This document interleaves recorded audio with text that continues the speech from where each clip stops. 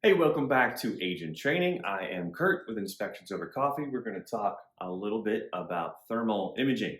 Um, this is a thermal camera, okay? Now, I just took a picture. Oh, let's see here. Of my bulldog. So, as you can see, he's cute. His name's Gus. He's hot. He's hotter than the air around him, right? So, basically, hot items show up as orange and red, and then colder items tend to go bluer.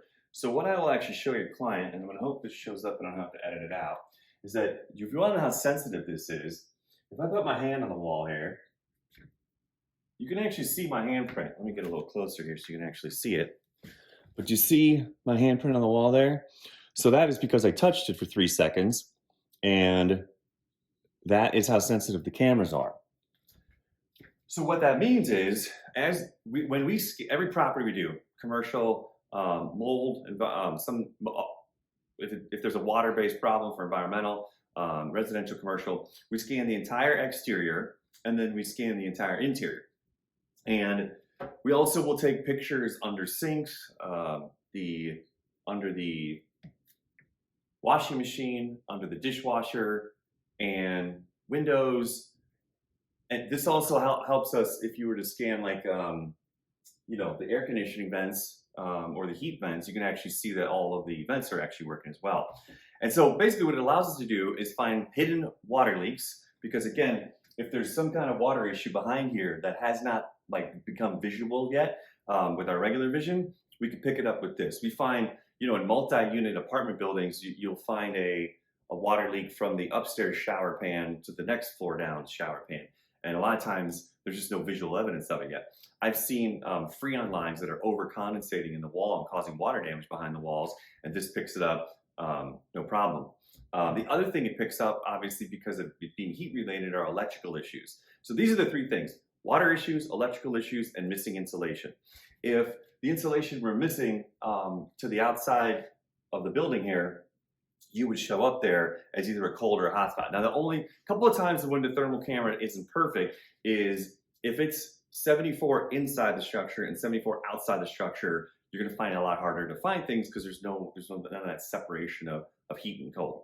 You also will not find water issues if there's no water. So what does that mean? It means that if you're in a location where it has not rained for a week, we will not find water in the ceiling, even though the next time it rains, it may actually leak. I can tell you a really funny story. In my house, I have a 3-story house, 2 bathrooms on the 3rd floor, brand new house. 6 weeks after we move in, we get a water stain underneath the 3rd floor, main bathroom shower pan. And we're like, oh, that's weird. So I take the thermal camera to it and I go, oh, and then there's nothing there. Take my significant other, we both take showers, 7-8 minutes each, whatever. Look at it, nothing going on. We're talking to the builder, trying to understand, and they said, well, maybe the drywall got left out in the weather and some of the water is seeping out. We're not sure what's the reason for the staining. So the next day, I just let the shower run for 45 minutes. So turn the water off, bring the thermal camera out, boom, guess what? It's wet. So whatever the reasoning is, just a couple of minutes of the water running is not enough for it to leak. So we cut open the drywall, and the plumber is trying to figure out what's going on. And he's like, we got the water running for 7, 8, 9 minutes.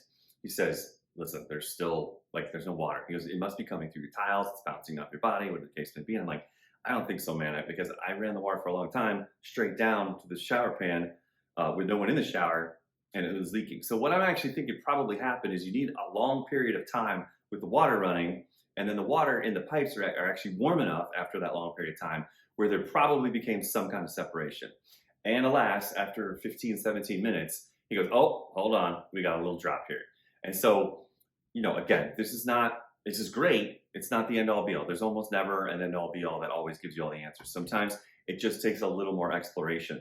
So interestingly enough, the reason I bring this up is if we go to a vacant house and we run all the water for a couple minutes and we go around and check this, that's not even a guarantee. It might take someone doing a 25-minute shower that under that circumstance it leaks, and under another circumstance it doesn't leak. So these are great, But again, I share that with you because, look, people get emotional, right? They bought their house, there's a water leak, I had it inspected, how come I didn't find it? It's never a perfect endeavor. And of course, you know, we do a 2-hour walkthrough, 2.5-hour walkthrough, like that's it. That's not exhaustive in any way, shape, or form. We certainly can't cut open drywalls and do integrity tests of drain piping.